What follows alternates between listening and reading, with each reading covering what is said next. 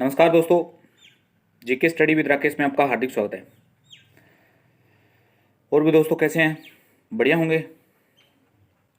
तो दोस्तों कल रिजल्ट यानी वीडियो की आंसर की जारी कर दी गई है। 4 सीरीज थी, 4 सीरीज की चारों की आप आंसर की के साथ में अपने प्रश्न पत्र है जो भी वो मैच कर सकते हैं दोस्तों। दूसरी सबसे बड़ी बात ये है दोस्तों कि जैसे भी आपने आंसर की जारी की, अब आपको ये लगता है दोस्तों कि आप के परीक्षा में जो विभाग के द्वारा यानी अधीनस्थ बोर्ड के द्वारा जो आंसर की जारी की गई है उसमें कोई प्रश्न में त्रुटि है या कोई विभाग ने प्रश्न का उत्तर गलत माना है तो उसके ऊपर आपत्ति दर्ज कैसे करें। तो दोस्तों इस यानी पहले तो आपको ये अच्छे नंबर बनने तो उसकी अग्रिम शुभकामनाएं। दूसरा बिंदु ये है कि अब त्रुटियों पर यानी अगर विभाग के द्वारा आंसर की जारी की गई है तो कोई आंसर हो सकता है, कोई प्रश्न ही गलत हो और हो सकता है किसी प्रश्न का उत्तर विभाग ने गलत माना हो, आपकी किताब है गाइड में है उसमें अलग दे रखा हो, तो उस पर आपत्ति कैसे दर्ज कराएं। तो इस बिंदु पर चर्चा करूंगा दोस्तों।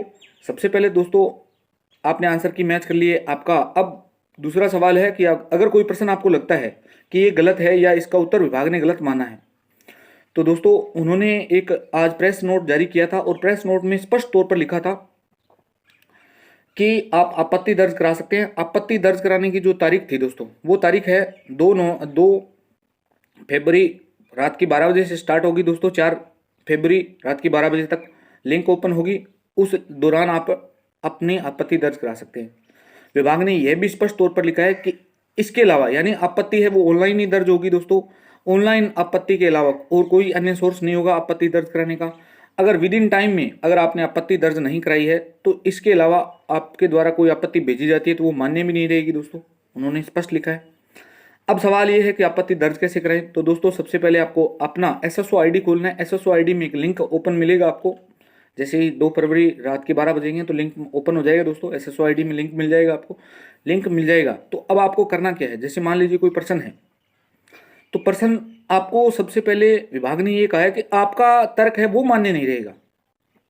अब आपके तर्क से मतलब एक तो दोस्तों यानी आप अपनी आपत्ति दर्ज करा रही हैं तो एक तो ध्यान रखें कि गाइड का कभी भी मान्य नहीं रहता, यानी गाइड में जो उत्तर दे रखा है और विभाग ने जो उत्तर माना है वो दोनों अगर मैच खाते हैं तो अच्छी बात है, अगर मैच नहीं खाते हैं तो गाइड को आधार नहीं मान सकते आप, ये बात ध्यान रखना। दूसरी बात, अब आपत्ति दर्ज कराने से सबसे पहले तो आपके पास में अच्छा सोर्स होना चाहिए। सोर्स का मतलब एनसीईआरटी की कोई किताब है या कोई राजस्थान बोर्ड की किताब है या राजस्थान हिंदी ग्रंथ अकादमी की जितनी भी पुस्तकें आती हैं दोस्तों उसमें से आप उनको सोर्स ले सकते हो, या किसी अन्य कोई लेखक है, लेखक का सारांश देना पड़ेगा आपको, यानी लेखक के बारे में लिखकर बताना पड़ेगा कि इस लेखक के अनुसार ये माना गया है।